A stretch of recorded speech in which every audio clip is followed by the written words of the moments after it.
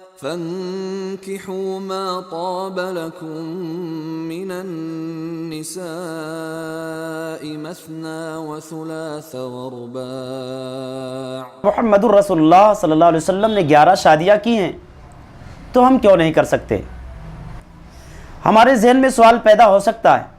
یہ اللہ تبارک و تعالیٰ نے قرآن مقدس کے اندر ایک جگہ پر ارشاد فرمایا مثنیٰ و ثلاثہ و رباع، تم 2 3 4 شادیاں کر سکتے ہو۔ 4 تک مذہب اسلام کے اندر جو ہے 4 بیویوں کے رکھنے تک ہمیں اجازت ہے، اس سے زیادہ کے رکھنے کی اجازت نہیں ہے۔ محمد الرسول اللہ صلی اللہ علیہ وسلم کو جو 11 شادیوں کی اجازت تھی، بیک وقت جو 9 بیویاں ان کے پاس تھیں، تو ان کا یہ ذاتی جو ہے ان کے لیے رخصت تھی، یہ ان کا ذاتی امر تھا، یہ ان کا ذاتی معاملہ تھا۔ ہم اس میں جو ہے ان میں اس مسئلے میں ڈسکس نہیں کر سکتے ہیں۔ رب العالمین نے جو ہے بہت سارے معاملات ایسے ہیں، بہت سارے مسائل ایسے ہیں جو مسائل صرف محمد الرسول اللہ صلی اللہ علیہ وسلم کے ذات کے ساتھ خاص تھے، یا اسی طرح سے نبیوں کے ذات کے ساتھ خاص تھے۔